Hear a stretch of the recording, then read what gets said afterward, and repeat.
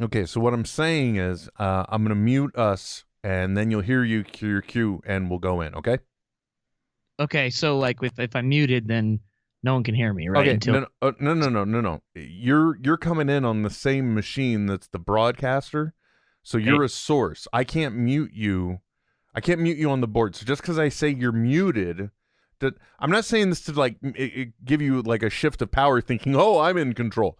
I'm just saying that But I kind of am, right? Like I could say some crazy shit and no one would and like you there's nothing you could do about it. well, not true. I could actually mute you on here too, but you know all those times when the broadcast is going on and then people are like, "You've got no audio on." Yeah. Oh, it's because you've muted me. And I forgot to unclick that. So I try and avoid Yeah. using that. I mean, yeah, Sure. but I'm just That's saying like that. the nuclear option. Yeah, exactly. But I just want you We're to be talking uranium. Do you know what that's used for?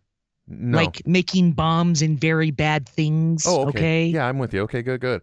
So what I'm saying though is I just want you to be aware that if I say you're muted, you're not really muted. So just I mean like Right. don't work under the assumption no one can hear you. Yeah. Okay? Yeah, so like keep the dick and fart jokes to myself until we're on the air. Yeah, Like exactly. we- Or else you I'm could, on the air, obviously. yeah, or But else not until like together yeah, in tandem. you could be talking over all kinds of stuff right now. Is my Yeah. point. You know what I mean? Right. Like it I could be do. doing the whole, oh wait, I'm sorry, that's the old intro. That's my interpretation of it. Connection failed. NetHeads. I don't even remember what it was. Boots and cats. Exactly. So anyway, so if I say you're muted, but from the moment you start talking, just consider yourself not. Look, don't die. We haven't even started yet. This is all preamble. So don't do that once we go quiet. Don't do that because people will be able to hear it. Exactly. You have to ride the mute on your Sure. end, is what I'm saying. You got to be that makes responsible. If you total sense. don't want, look, Trent, moving forward, I get it. one, try and frame the shot so that the fly trap isn't in the shot. I'm just for next time. Oh, And then, yeah, good point. Good point. But how will I know if I'm catching any flies or not? you know what, man? I say you're right. Fuck it. Keep it real. That's what I Yeah. say. This is real Yeah. life right here, baby. We're not messing around. This is the No, life we'll of do it real. live. We'll Bill O'Reilly this thing. Exactly. So we're so far off base. The whole point is, from the moment I say, okay, here we go, consider yourself having to ride your own, because you do have the ability to mute on your side, right? Sure. Yeah. Like I can go like this, and you probably can't hear me anymore. No, I could Did it hear you. mute? I know. I could hear you just fine. Oh. Well, Well, never mind. don't go messing with things. Okay. Because it's bad enough I upgraded OBS right before the broadcast. Yeah. Breaking a cardinal rule. Wait, I didn't even know you'd been diagnosed. Oh, jeez. Not irritable bowel syndrome, IBS, OBS. Oh, my bad. The open broadcast software or whatever it's Yeah. called. Yeah. But everything seems to be working, so whatever. But anyway, the whole Cool. point is, are you ready to get the show started? I feel like we're in an episode of Get Old waiting, now. I'm just waiting for those magic words. Here Oh. we go. Okay, all right. Well, no, you're waiting for the magic words hit me. Yeah, I know that, but when you say "here we go," that's where it's like, okay, shut up, the show's starting. Oh wow, seriously, do I say "here we go" like every time? No, it's you the just last like thing? it's the first time. It's the first time you've ever said, like 2 minutes ago. You said when I say "here we go," that's when to shut up. I swear to God, it feels like an hour ago at this point. How long? It might have been. I Don't think look so. at the clock. That's the worst thing you could do right now. I think would be to so. look at the clock and like Woo. get some concept of time right now. I'm ready to play the outro and call it quits. Good night, everybody. Welcome, another edition of NetHeads. Thanks for tuning in. Yeah. Until Yeah. next time, Huh? we'll be back soon. I mean, Soon. Yeah. Oh, dang it! I missed my cue. It's Son all right. of a bitch. I was just. Oh, this has been NetHeads, folks. I swear to God, we haven't even started yet, and this is the best episode we've ever done. That's it. We just let's put a pin in it now. Walk away happy. What do you say? No. Wait. Did you just say okay? Let's go. No. I'm not gonna make it to air. I'm not gonna make it to air. I'm sorry. I'm not. All right. It's too bad we're not recording this part. This would be like good stuff for the podcast. No, buddy, last time I came in late and I had to join pieces from the video, or I don't know what I did. But yeah, no, I've been running audio since like 3 o'clock, I think. I don't know. Yeah, well, you know what? Better to make sure you measure twice, cut once, Trent. Twice. No. Because if you measure big, then I'll give you room to shore it up a little bit closer. I just want to start the podcast. You think we can do that now? Okay, here we go. Okay. Wait. Here we go. What? Here we go. Okay, hold on. Shh. I'm supposed to be controlling this. All right, you ready? No. Except for when you give me the power, then I'm in control. I will. Hit me. Episode 269. Giggity. You gotta throw some cold water on the situation. Start talking about nerd stuff. You know, nerd culture is mainstream now, so when you use the word nerd derogatorily, it means you're the one that's out of the zeitgeist. System activate. This is NetHeads with Will Wilkins and Trent Hunsaker. It's a tech podcast. But we are a ton cooler than your typical geek, giving you the info you need to achieve mega nerd status. NetHeads. You guys rock. And now, here's Will and Trent.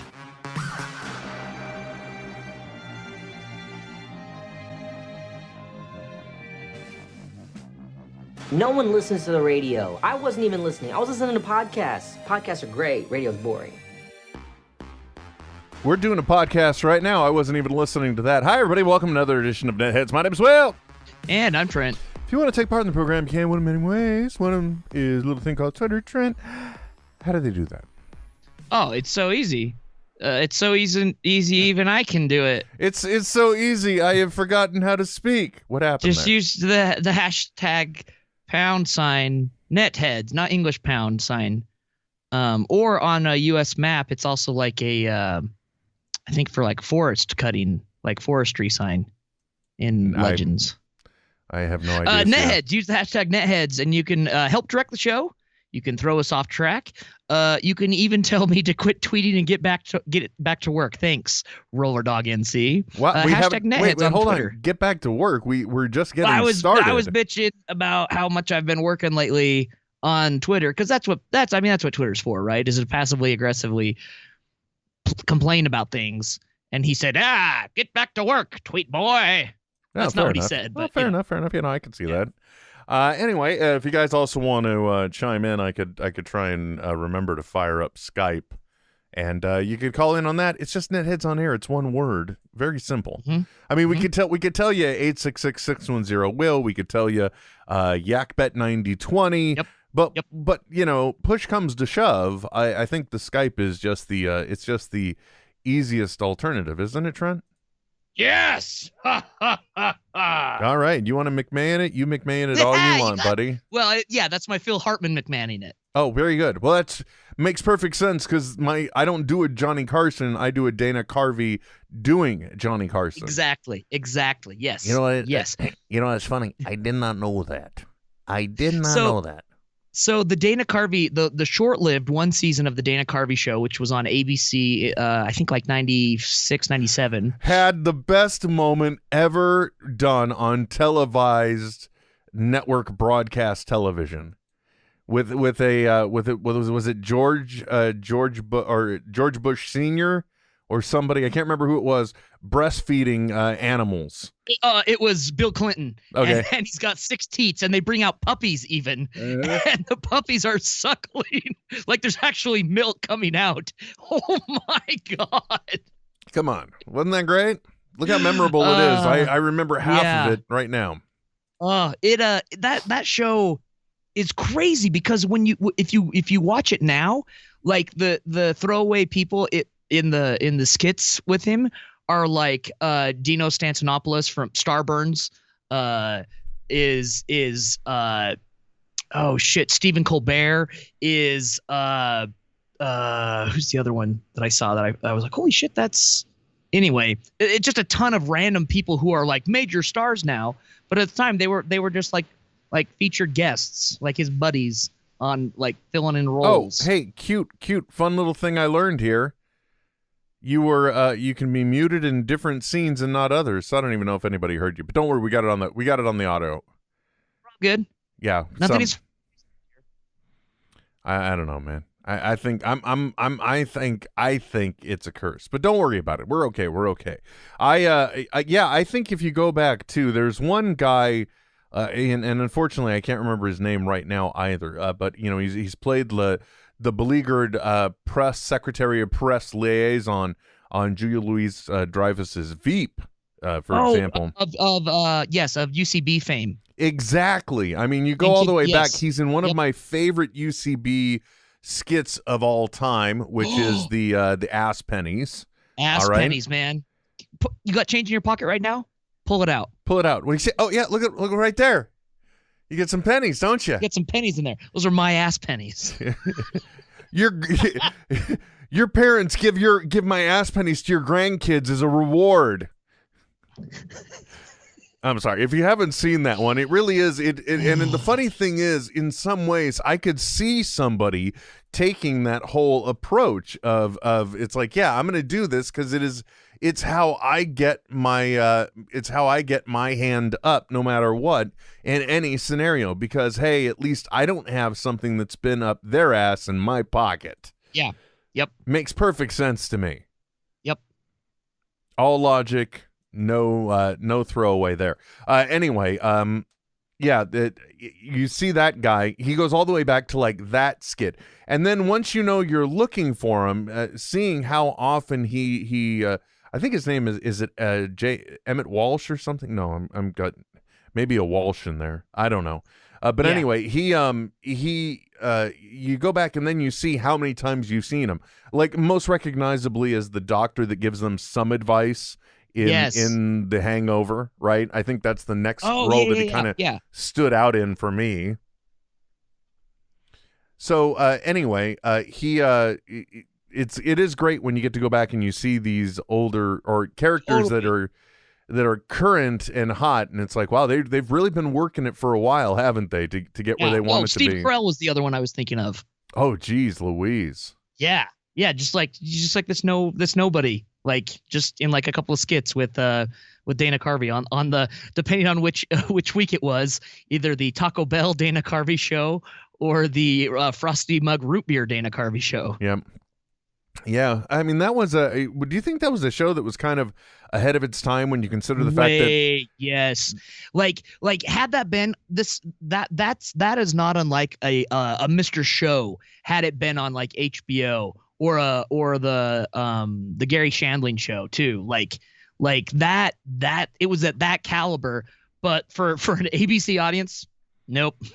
Yeah, not ready for it. Not ready for it. By the way, yeah, in prime time, no way. Speaking of which, ABC audience, if you want to get into some of the more nerdier things that you may discuss, one of the kind of unsung, in my opinion, Marvel television properties, especially when you compare it against what I think is inarguably now ratings-wise the disaster that Marvel's Inhumans was.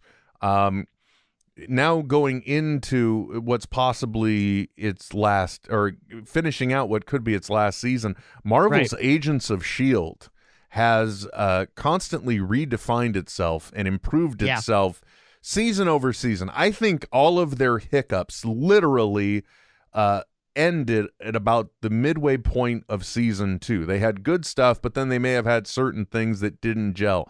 But then and I think part of it was their servitude to tying into the films. Yeah, and the moment that was sort of abandoned, things went well, because they definitely did get. I mean, imagine being in your first season and you're going to get thrown a curveball, because literally this happened in its first season. It's like, hey guys, so yeah, we've got this new Captain America film coming out, and we got this great way to connect you into it, because going into that season, or that part of the season, Coulson has something that he's hiding. Maybe this was second season, I don't know. No. I mean, it's mentioned like first step.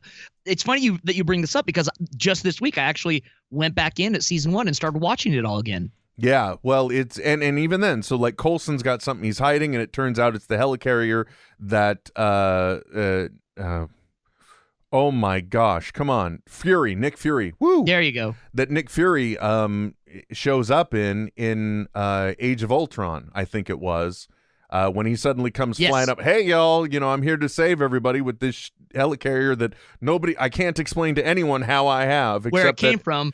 CTV show. Well, yeah, pretty much, because he said I got this out of mothballs from an old friend, right? Yeah. Which is that whole, and that's the other thing that I think Agents of S.H.I.E.L.D. has kind of had to both overcome in some ways and not, is the fact that it is kind of shunned upon by the films only because it has this one continuity element within itself that they'll never speak of again, because it would confuse the movie audience if they never saw an episode of Agents of S.H.I.E.L.D., and that's the fact that Phil Coulson is alive, right? Right, exactly. And so they're like, what? Yeah, exactly. Which is part of the greatness and the allure of the first season. It's the thing that kind of helped keep you going on that. And arguably into season 2, still some elements there as well. My whole point, though, is that the show has always been good, but over the past couple seasons, it's transcended that, and it's been great. Like, especially the last 2 seasons, because they were very careful to essentially give themselves, they went with like a tripod philosophy, if you will. Each part of each season was a tiny pod, so that way they had one kind of thing to overcome, and that would transition into the next story and the next story. So you don't have to hold on to the whole season to be included in what's going on, which in itself was genius. But like over the last 2 seasons, they just packed a lot of cool, dense shit into a lot of little space. So I'm glad to hear you're going back and rewatching, because if you ever gave up on it at some point, you're about to see a whole bunch of cool stuff. And, one of the things, too, about the first season, I think, as well, is that, I'm sure at that point there was still some more fighting with executives, but also I think certain elements, when it's revealed what is revealed later on or late in that season, there's kind of a reason why some things didn't quite connect, I guess is the best way to put it. And that's because, when you're a machine that's operating, if you've got one piece that doesn't quite fit right into the cog system, it's going to cause some breaks. All that said, all of this rambling for the past few minutes, Trent, has specifically just been to say I am actually currently avoiding with a passion any possible spoilers about last night's episode, because it's still actively airing, and they are... Right. I think this past week in the news it ran, or maybe the week before, but it basically ran that for the past couple seasons they have constantly moved with the approach of writing it like they're writing a season finale. And the fact that and I'm not saying anything speculation wise, this is nothing based on ratings, nothing else, but mere perception. The fact that Agents of S.H.I.E.L.D. is running on Fridays at 9 p.m. on ABC. I don't have high hopes that there is a renewal coming this season. Right. So I'm excited to see the story they're writing. Not to mention, there was a point in time where I was writing with one of the two, or not writing, but working with one of the 2 executive producers, Jed Whedon. So I've always been a supporter of the show as well, for that, if no other reason. But thankfully, they brought quality to it. And along those same lines, I only watch these superhero programs streaming wise, right? I don't watch it seasonally. It's I lose interest when I do that. If I can binge it, it's great, because then I can quit. Like I can get sucked into the next episode and then just quit like midway through an episode during a lull point. And then that keeps my interest going. When I have a huge cliffhanger, and then I have to wait a week. Sometimes it ends up being like 3 weeks before I come back. And so, yeah, I've found the most enjoyment that way. So I've got a few coworkers who are diehard fans and are just freaking out about it. And I can't chime in on anything because I have no idea what's going on in this season. Interesting that you mentioned that. And by the way, Trent, I just one side note, just something to get out of the way. I had a birthday this week. One of the things I got was, I got a lot of gift cards, and I did not realize it, but I accidentally bought Rick and Morty Season 3 twice. So as long as the content on the Blu-ray isn't any different than the online content, then I am going to give you my digital copy, so you'll own Season 3 of Rick and Morty. But dude, I mean, it's nice to have digital for you too, though. No, Like, I'm saying I accidentally bought it twice. Once on either iTunes or Vudu, and then I pre-ordered the video. So I'm just saying I'm gonna have an extra digital code. I'm gonna pass it your way. All right. What? Thanks. Oh, no problem, brother. No problem. So anyway, but I got to tell you, I got some really cool gifts. I don't have them to show, but like one of them is a pop version of the Executioner Stormtroopers from Last Jedi. So the ones wielding what basically were like the electric axes that were about to take Finn's head off. So I got one of those. I got a vintage-looking cup set, some glass tumblers that have Wonder Woman's symbols, Superman's, Batman, of the like Ditko era with the word, and the Flash. So I got those. That's cool. And then my daughter, on a spontaneous gift buy, because I had taken her to the dentist day before, she gave me silicone ice molds that form what looks like a human bridge of teeth. So. So naturally, I made some. Threw a little. I just threw a drop of red food dye and coloring in each one just to make it look especially weird. And boy did it ever! So I loved those. But I think one of my favorite gifts of all of them, and I'm trying to think, is there something else in there? I don't want to leave anything out. But the coolest one my wife actually got is a children's book by Marvel, and it's called Night Night Groot. What? Yeah, and what happens is it's as though Gamora is putting Rocket to bed, or putting Groot to bed. However, Rocket comes rushing in saying, we don't have time to go to bed. We got to save the day. And so he takes you off through this mission. Now, ordinarily, I wouldn't be touting how cool a kid's book is, but imagine to my surprise, because I'm trying to wonder what continuity are they adhering to. Sure. And then I turn to a page, and then it's talking about how his friends will help him save the day or something. One of them, Captain America. I'm like, well, that's not surprise. Avenger, the mashup coming. And who's behind Captain America but Captain Marvel? Which one? The blonde girl with the red and the the one that's going to be coming up in the universe. Yes. So what do you expect? Yeah. Former Miss Marvel. Yes. And by the way, also, guess what else? Like a few pages in, there's also Moon Knight. I mean, dude, come on. So getting them early. They're getting them early. That's all they're doing. Right. And the other, boy, I'm really going to love the replay where I see that frozen video frame that I just saw of me being. Oh, that was horrific. But anyway, but this is by far my favorite kids book to read to my kid, because it is just it's very meta in that Gamora keeps reading the Good Night story even though she's taking part of the. Oh my gosh, there's also She-Hulk, Red Hulk, and Green Hulk. I mean, come on, dude. This book is a dream. So I got that, and that's like one of the coolest gifts that I got. But I also did get a gift card from my mother-in-law for Think Geek, to which I got a Rick and Morty portal gun, a Rick and Morty adult coloring book, and what's basically what I just call like a Spider-Man baseball t-shirt or baseball jersey kind of shirt. I've seen those. Yeah, those are rad. Yeah, it's black, and then it's got a black badge basically on the breast that's got a red spider emblem inside. Looks really cool. And when you get, that's why I love it sometimes when you get gift cards to certain places. Like a gift card to me for Think Geek, that's like instant nerd bait. There's something now that I'm going to go and get because I can't use that money anywhere else. So I have no excuse. There's nothing holding me back except monetary limit, and that's it. Like, dude, I was this close to having a burgundy Next Generation inspired Letterman jacket hoodie. It's a Letterman jacket with a hood, but it's inspired by Next Gen, and the only reason why I didn't is because I would have had to pay $2 shipping, and plus the size of that Next Gen emblem is a little big. It's a little bold. It's a little bold is what I'm saying. Yeah.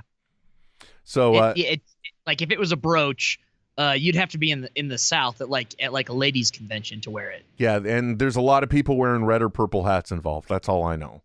You know what I'm saying? Yep. So I'm sorry. How did we get on the birthday thing? Why did I even bring that up? Because I wanted to say about Night Night Groot. That was it. But we were talking about the television shows. So wow, look at that. I brought it back around. I normally I'm not able to get there.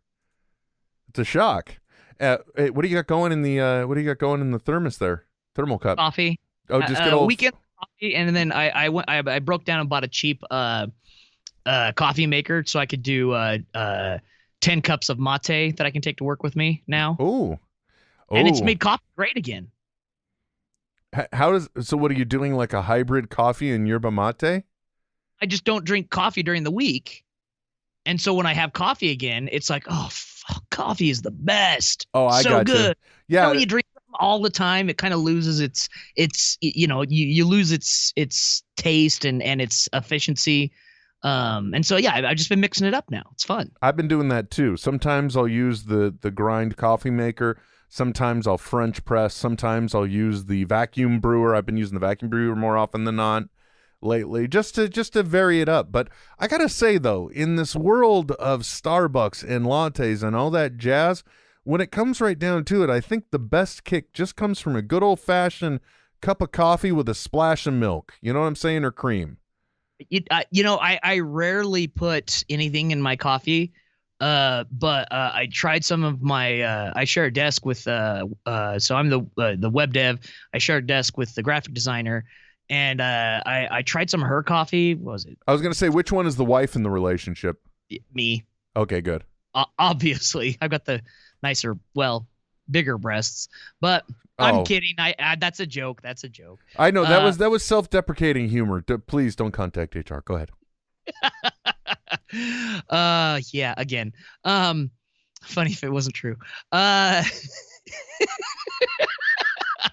I just tried some of her coffee the other day, and holy shit! Like she had like a little. I don't know if it was like almond flavoring or something in it, but oh man, it was good.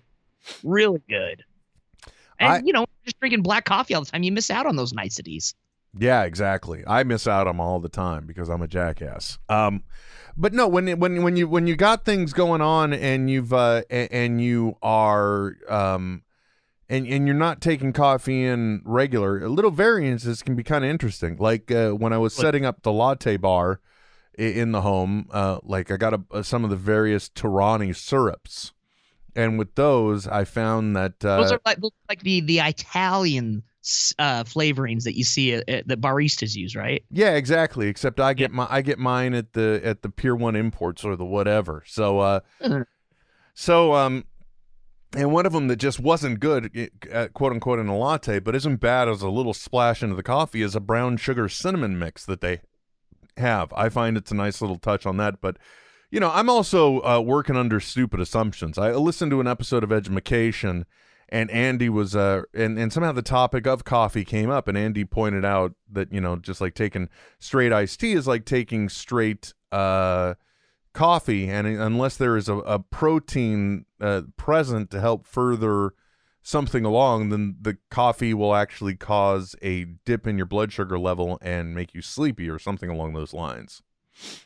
Yeah, I don't know if it's true. It's from a podcast, man. Do your own research. It sounds science-based, though, and if it's coming from Andy, he's done his research. Well, yeah, but Trent, I could also sit here and I could just say that, one of the things they've found is that for some reason salt interacts differently with the proteins that bind beef than they do the proteins that bind chicken. And it turns out that actually, no, it's not. I just made that up, and I even told you I was making it up. See? Nope, it was on a podcast, so that means it can be in Wikipedia, and that's true. Okay, fair enough. I see your argument. But anyway, because of that now, I always will do a splash of coffee or cream in my even if I don't necessarily want it, just so that there's something there. Yeah. But for me, I think we got to just get back to basic old coffee, man, because that's what works the best. Yep. It's what gives you the boost. It's what gives you the kick, and it'll just get you through the day. Yep. Yep. And it don't even have to be fancy coffee, Trent. You can make bad beans taste. See, you got Folgers? It's San Francisco Fog, I think it's called. I buy it because it's the only K cup that I found that is made out of like corn plastic, so it's actually biodegradable. San Francisco fog. That sounds like something. What? Why? What? The K cup, it's you know, like when you go to a like a fast food joint and all their silverware, their cutlery, if you will, is like a really weird grainy plastic. Yeah, that's biodegradable corn plastic. It's oil made out of corn, so then they can do the same thing with potatoes too. Did you know that? Yeah. So Spudware. Like all their packaging, even the sealable bag is made out of that. So everything will actually like break down. That would, you know, that's the big concern with K cups, right? Is they're actually like will be around forever. But these ones are actually biodegradable, and also the top of it is like a paper of the K cup itself, and then the bottom is just like a regular coffee filter. I bet you that's made out of the corn too. Yeah, so like it always weirded me out drinking out of a K cup because like, man, super hot water passing through this plastic that's now kind of melted a little bit, and I'm drinking that. I don't know scientifically if it's bad for me, but it feels weird. So this has been kind of a, you know, aside from like getting like those screen filters for a K cup machine, this has been a nice alternative that I can feel better about myself. Yeah, using definitely, because man, and the next thing too is we gotta get away from this whole K cup concept whatsoever, because it's slowly but surely lowering people's coffee standards. There's much better things out there, folks. Yeah, like I like the idea of not brewing a full pot. You know what I mean? And that's where those filtered screens come in, where you can make your own just single cup of coffie. Yeah, but even when you find those, like you said before, most of them are still like a big dense plastic. Right. Yeah. And I'm no major league science. No. These are like metal screens. Act like a coffee filter. And then you pack it like you would like an espresso, or like a and then drop it in, or like a tea screen where you actually put your loose leaves into this little shark cage for herbs and dip it into the water. Exactly. Yep. Our herbs go in the cage. Cage goes in the water. Yeah. Yeah. With the shark, our shark, right? Something like that. Yeah. That's how you make tea. With shark bites. I love shark bites. Hammerheads were always my favorite. Do you know that there is a they make a one of those tea things I talked about? A tea diffuser is the word we're looking for, I'm sure. Oh, okay, yeah. But they make one where it looks more like it's a little guy. Basically, the lower half of his body is the tea diffuser, and it looks like he's on the edge of the cup like it's a hot tub. Is his name Pillow Pants? No, but if you want to nominate him, that sure. No, I think he's called Mr. He's the troll that lives in my Keurig machine. Actually, I think he's called Mr. T because of TEA. Oh, he pities the fool that's using a K cup. Yes, that's what he does. That's exactly what he does, Trent. He pities the fool indeed.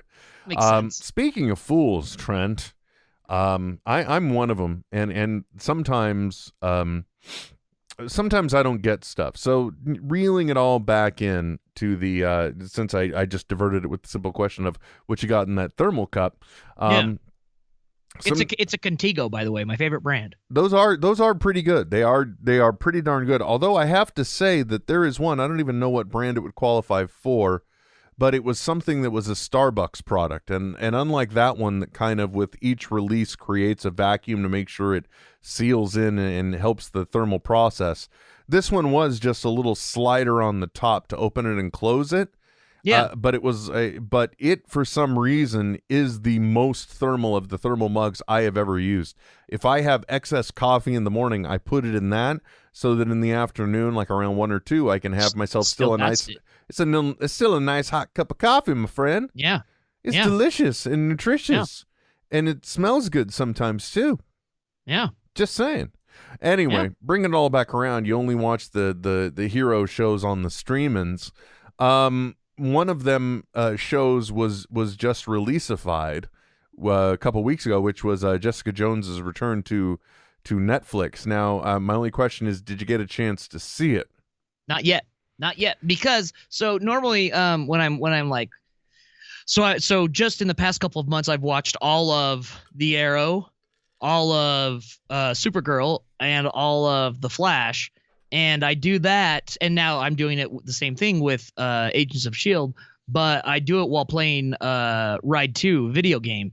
And I'm able to, like hit pause and watch important parts and then just, enjoy the rest passively. But when it comes to Jessica Jones, man, when it comes to a Netflix released original series of the Marvel Universe, I'm like it's like a tractor beam. I am like dialed in, man. I can't do anything else. So I save that to really enjoy and put effort and time into. The thing I can't figure out, that I'm still trying to work out, is exactly when I had the time to watch it, because I think there was a lot of duplication of like side project work and that going on. I was able to do that division. That must have been it, because how else could I have gone so far? All I gotta say is I liked what it. I'm not sure what it did, but I liked what it did. I guess that's the best way that I can put it for me. Okay. And because really, in many ways, it's an entire series without a real villain, I guess is the best way to put it. Okay. It's there's really no bad guy. This is more about, it's really an entire season about relationships. So, yeah. The end. Is that what it's all about? Well, I mean, yeah, we are. Look, I don't want to get into this philosophical debate right now, but yeah, my whole point is I enjoyed it. I just, I'm still not exactly sure what I experienced when I was watching it. That part I'm not clear on. Yeah. But still, it was a worthwhile experience for me. I enjoyed it. I got a kick out of it. For what I saw anyway. Yeah. But there were a lot of weird storylines going on, and I don't know what other people thought about good old Jessica Jones this season. But I guess I'm going to have to wait to hear about what you thought about it, because you don't appear to be knowledgeable at all. Yet. Like none. You got no knowledge. Yeah, but soon. All right, yeah, you think so? When are you going to be able to focus? Maybe tomorrow, after I get done with church, aka going to see Pacific Rim 2, I'll start watching it. It's funny you mentioned that, because this is also the weekend where Ready Player One has released, I believe. Oh, that's right. Yeah. Yep. So, and I got to admit it, I don't know what it is. I can't bring myself to go see Pacific Rim 2 yet. Oh, really? See, again, though, and I've mentioned this in the past, I only have a handful of regrets in life. Maybe at the top 3 sits not seeing Pacific Rim in 2013 when it came out in theaters. Because that, like, having owning it and rewatching it, every time I watch it, I'm like, holy shit, this was made to be watched on a ginormous screen with just amazing audio rumbling my tumblies. You know what I mean? That's and I don't want to have that regret again. Okay. Fair to myself. All right. I can understand. Fool me once, shame on me. Oh wait, no. Never mind. Anyway, you get it. I do. I completely understand. It was like the but then again, like you mentioned, it's you're attending church, and in many ways we all do that, and in many ways also we have our own rituals, we have our own rites, our own mantras, all of those things. Like for me, there was an insane amount of pressure internally from myself to see The Last Jedi on the quote-unquote Thursday night before it opened. And I will be honest, it wasn't because I had seen all of the new Star Wars movies on opening night in the same way before. It was because I didn't want one mother trucker to spoil one damn bit of that movie for me at all. I know, dude, and I find myself... I'm lucky enough to live in a world outside of regular television and cable, so I'm able to miss a lot of those and continually find myself falling farther and farther away from Facebook. So I miss a lot of those, but still, like, spoilers exist, and I think we've talked about this. Like, there should be just a general rule, right? Of not spoiling things at least, I don't know, a week out. Yeah, even though sometimes you'll testify you live in a spoiler-free zone. So I do. I live in a post-spoiler world, so when it happens, I can't be upset. you're like Randall in Clerks. You hate people, but you love gatherings. Isn't it ironic? Exactly. Isn't it ironic? Yes. But hey, Yes. you hit on something interesting there, Trent, because I think I myself also have been sort of on this same trend. I don't know what it is, but and it had nothing to do with the Cambridge Analytica situation that's come to light, but much like more so over the last year overall, I have become less of a Facebook user than I ever have before. I don't know Agreed. what it Same. is with the environment or what have you, but I just haven't had a need to drop in on it. I guess because it got to a point where I realized other people are trying to be my news feed, which I don't need. I already get my news the way I want to, and Right. then I'm an adult. I can figure that out for myself. yeah, exactly. And I know what I like and I know what I don't like, and maybe it was because of the amount of disinformation I was seeing floated around, but I just didn't have even though we're broadcasting on it right now. But I have much less involvement with Facebook than I ever have. Now we stumble into this world where we have the Cambridge Analytica situation, and Right. how well versed are you on this sitch?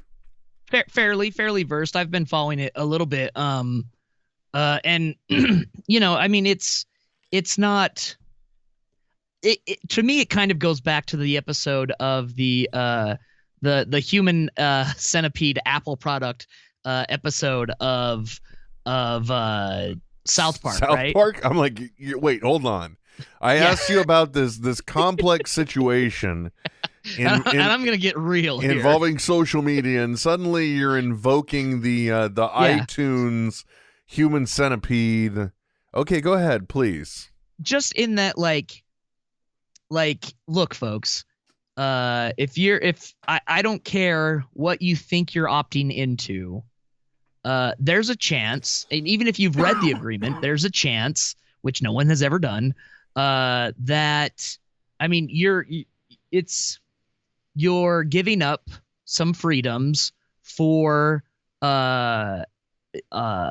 what you want, right? That's the trade-off. Oh my gosh. So basically you're getting into the exact same realm that I already was, which is I'm not at all surprised that Facebook has this data, and I'm also not surprised that they would very easily mess up and make it available to partners or not realize how much they're making available to partners. But because it's there's so much data, the means to filter out what you're taking and who you're sharing it with at that level is so great that it would be very, like, I had a meeting last week about how to make a Google document within an organization and not share it with everyone, right?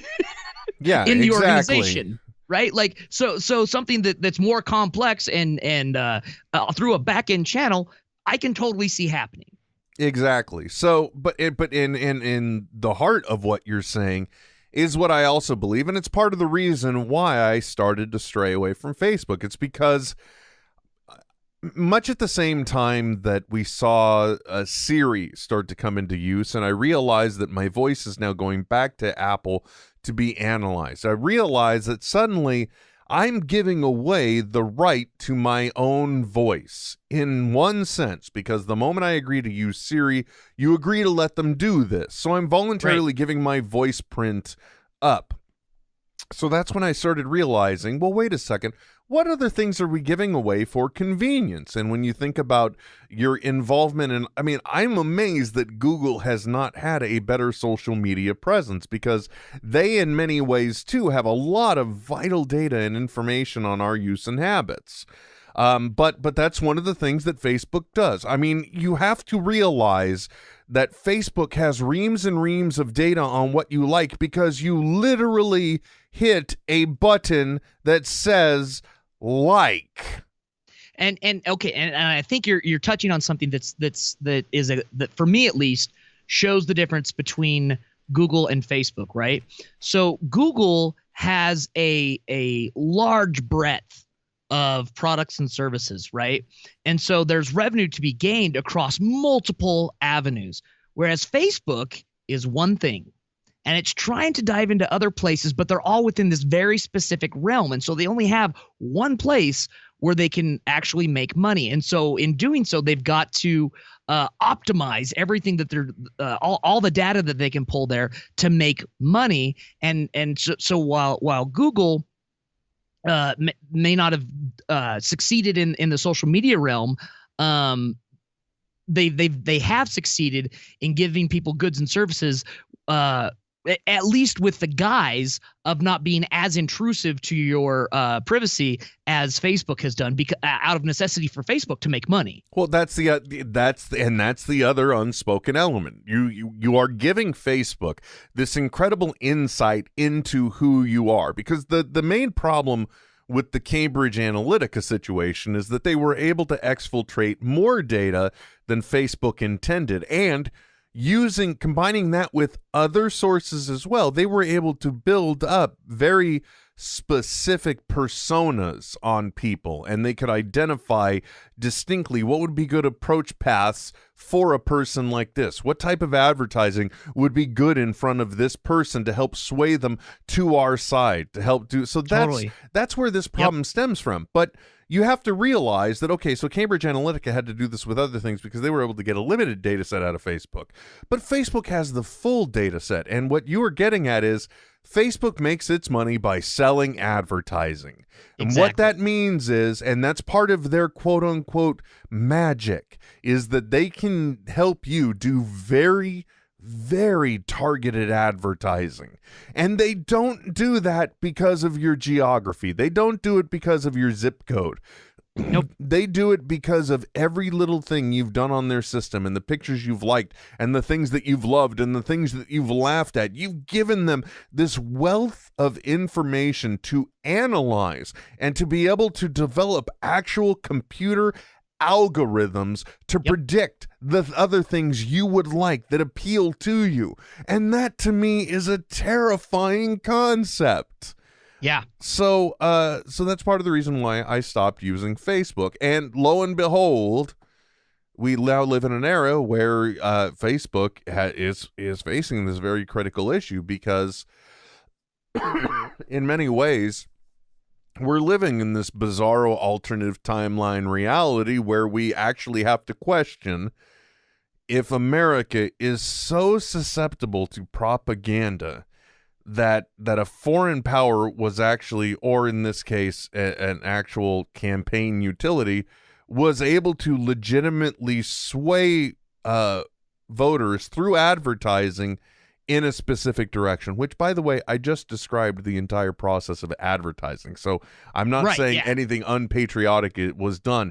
What I'm explicitly saying is, are we so dumb that Facebook alone could help turn a nation in a given direction? Right.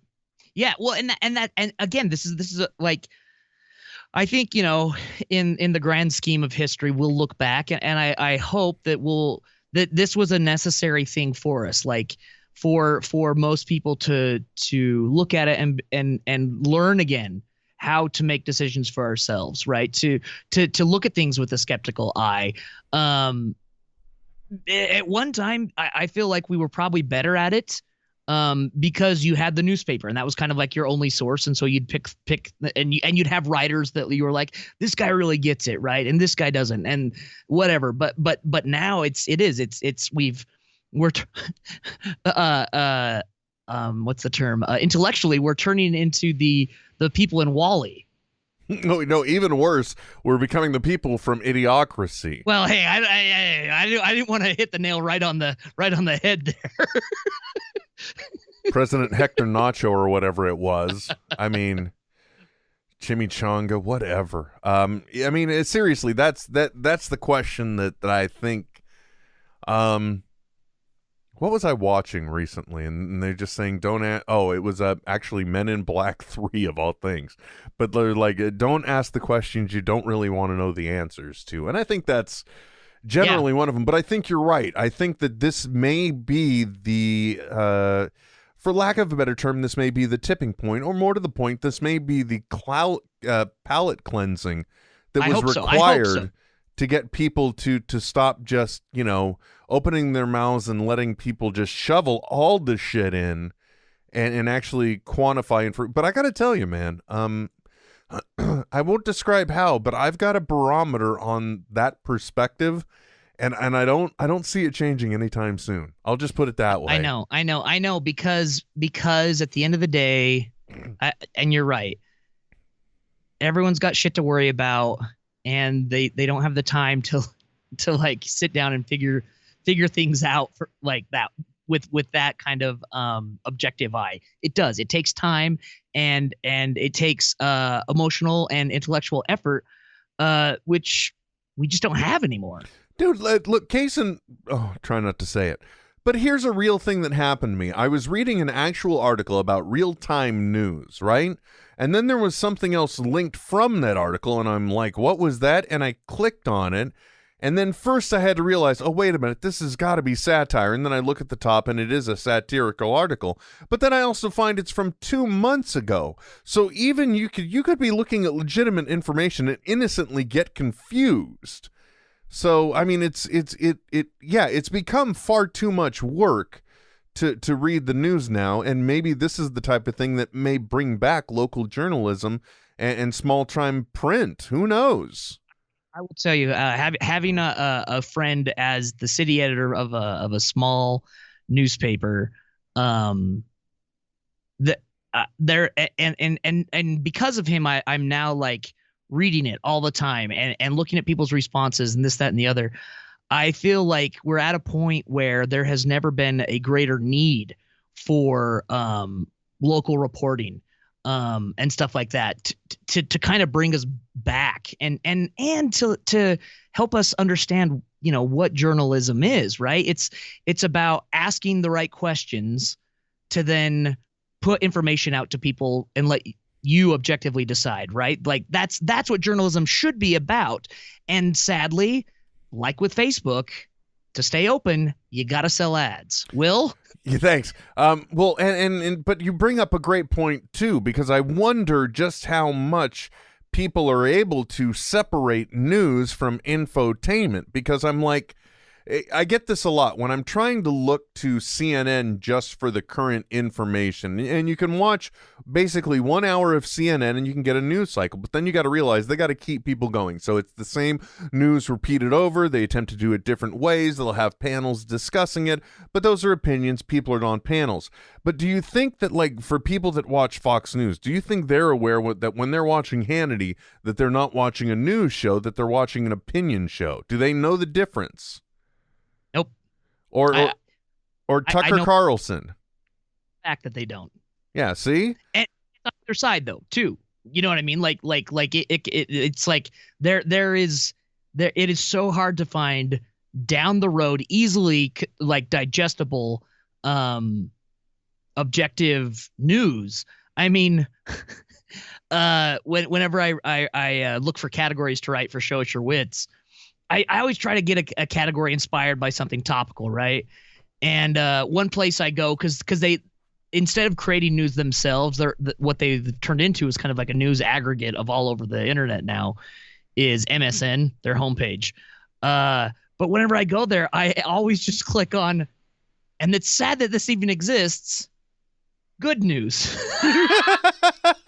Called good news. Because it's shit you can read without feeling horrible about yourself. So it's like, fireman saves puppy. Yeah, it's the things that give us it's the things that give us that small sliver of hope in life. Totally, man. Like and sometimes you never know where they're going to come from. Like Trent, I happened to stumble upon one. I live in California. #CA douche D-bag.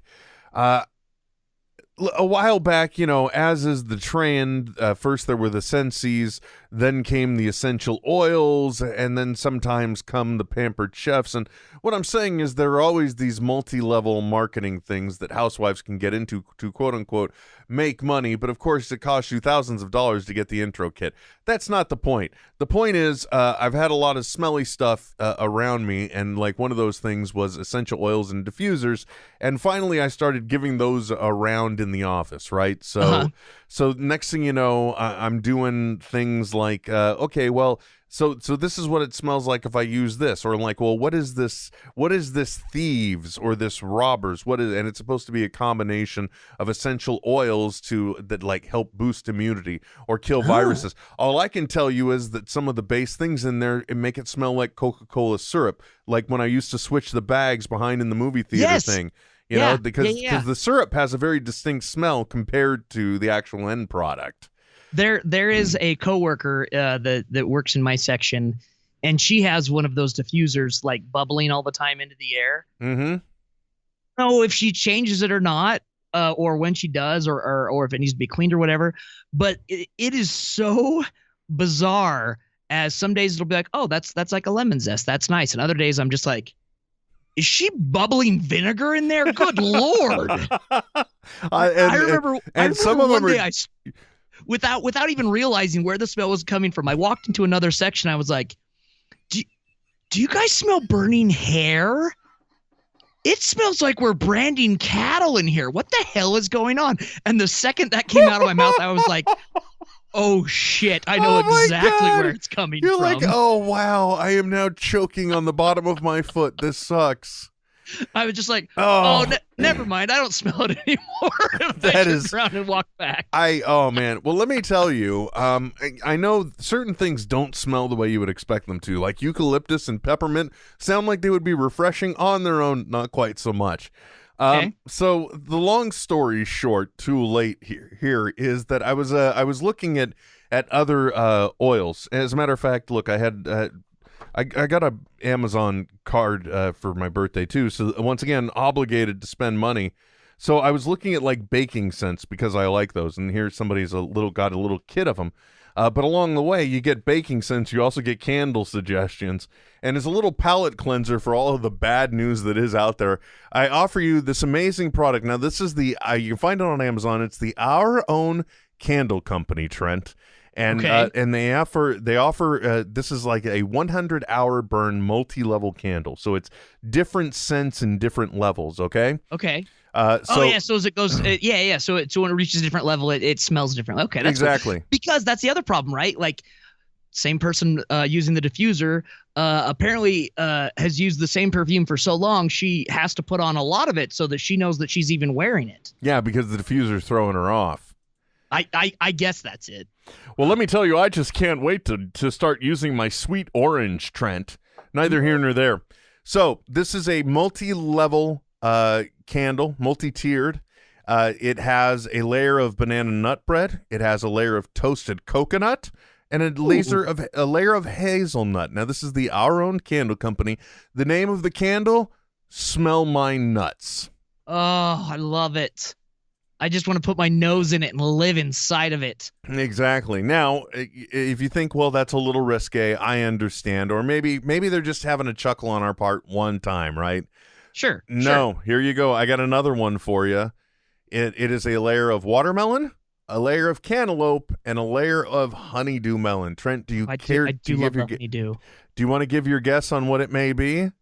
Well, if it was like a fire or what were those called? Firecracker pops or whatever, pops that have different sections. It would be like lick my melons. Close. I like where your mind's at. I like it. Yeah. However, but this multi-level one is nice melons. Even better. Oh, see, without being as dirty. Yeah, but still a little misogynistic, I think. Just a little bit. Tomato. They do have another one that's a cinnamon candle called Hot Buns. Okay. So that's a little less risque. That could be applied to both sides, right? Yeah. You just gotta. I like it when people don't take things too seriously, like Yes, like the people that make the Meshuggah nuts, which are some type of nut that's baked and treated with sugar and salt or something. Yeah, I love them Meshuggah nuts. Oh, that's funny. They're delicious. They're nutritious and they're fun. Yeah. Well, and that's isn't that a Yiddish term too? Mashugana? Yeah. If you're It's like besteira in Portuguese. It's just like silliness, like nonsensical, like hold on. garbage. What are you? It's essentially saying, what are you, an idiot? Yeah, mashugana. What Yeah. are you, Meshuggah? Yeah. At least that's what my very Anglo interpretation of it is. Sure. I don't Sure. have a direct translation. We can No. try and get Jerry Seinfeld on the line. By the way, again, I don't know if it's because I just had a birthday or what have you, but or if it's just like after you turn 36, you cry a lot, and maybe nobody told me that. Doing it at 34, pretty much nonstop. So Okay, good. Not just me then, because today was the March for Our Lives thing oh going my gosh, on, right? dude. And I knew it was going on, but much like many of the other quote unquote online activists, I had shit to do, so I was doing that stuff instead. But I was doing my part by looking online, because naturally that's where my strength and power comes from. Sure. And the first thing I saw at the point where I came into it was somebody showing a CNN interview with Paul McCartney. Mentioning that he wants to end gun violence because he quote unquote had a friend who fell victim to gun violence right near here, and he was talking about John Lennon. And Shit. And I'm telling you, man, the Beatles are very. I'm not saying I'm not saying like I know the entire Beatleology. I'm not. Right.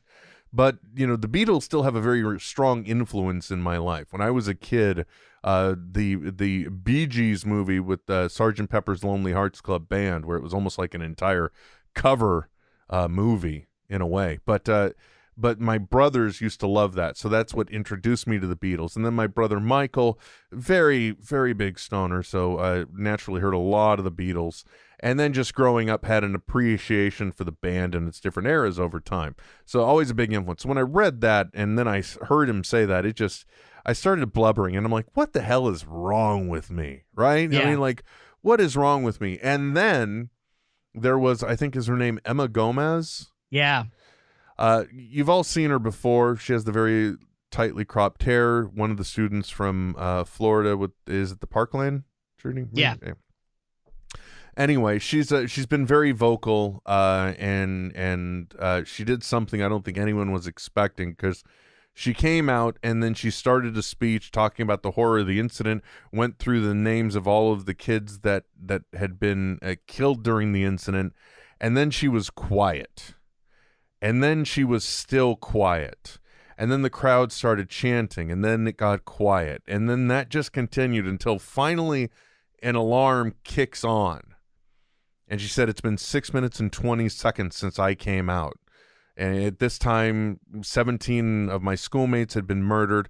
The gunman abandoned his weapon, blended in with the students leaving, and was not apprehended for an hour. And then what was that final thing she said? It was just you just have one life. Don't wait for someone else to save it. Something along those lines. Yeah. Uh-huh. And it was just like, and I'm sorry to tie this back to something Kevin Smith related, but No, I think we're on Smodco. I wouldn't expect anything else. well, it just reminded me of this one moment, and I tweeted about this a little earlier, that there was this episode of the Smodco's Morning Show where Gary Shandling was on, and he was talking about like going out and bombing and trying different material, and he says, but that's and you're doing it, and then things go silent. He said, but that's okay, because in the silence, that's where the truth is. And at the time I heard that, I'm like, okay, wait a minute, this is something deep. I know there's something I should be connecting with here, but I don't know what I don't know what he means. I didn't really match up what it was. And then you see this clip, and then you just see this girl making. First of all, by the way, recognize the fact that I believe for the march, it was estimated in excess of 1 million people in attendance in D.C. alone. So this young woman basically held everyone's attention. for what felt like an eternity of silence. So that in itself, quite an achievement. But also it makes you just realize that passage of time, not to mention giving respect to the names of the people she just gave. It was just such a powerful moment, and that's when suddenly you realize it's like, okay, so in this moment of silence, you can just start going through the list in your head of all the things that she's possibly trying to convey, or all the things you could be taking from that moment, and that's when it finally connected for me. Not that I'm saying that this is anything to be recognized as Will's great moment of enlightenment, but just it's in a very real way that really, when we cut out all of the chatter, when we cut out our need to fill the silence, and we truly sit down and we have to reflect, that's the only time we have to come face to face with the truth. Yeah. Sorry, I thought with the uplifting candles we would like do that and close. I didn't expect to veer off into that moment, but I guess it's okay. I you know what, Will? I think sometimes it is in the silence that we find truth. And I think that's a perfect place to end today. Let people ponder on that. Well, in that case, then, thank you very much for tuning in. Thank you for listening. My name is Will. I'm Trent. And we will be back soon. If I remember how to hit the right button. This is NetHeads with Will Wilkins and Trent Hunsaker. Signing off. I know, right? But stop being a little Nancy and deal with it. NetHeads. We'll be back soon. Goodbye. This has been a production of Smodco Internet Radio. Sir, only at smodcast.com. It's like all of a sudden, hey, Will, yeah, you know what? Wow, that's some serious truth, man. Great epiphany, really great. Just want to remind you, I got somebody picking me up in 22 minutes, so I should shower before a wedding, maybe. Yeah, hey, Socrates, if you don't mind wrapping it up, I'd really appreciate it there, buddy. No, I thought it was apt and perfect. Well, I'm glad you did, but maybe now you should go get your apt perfect too before you venture out into the groups of other people. Well, I wouldn't want anyone to smell my nuts, that's for sure.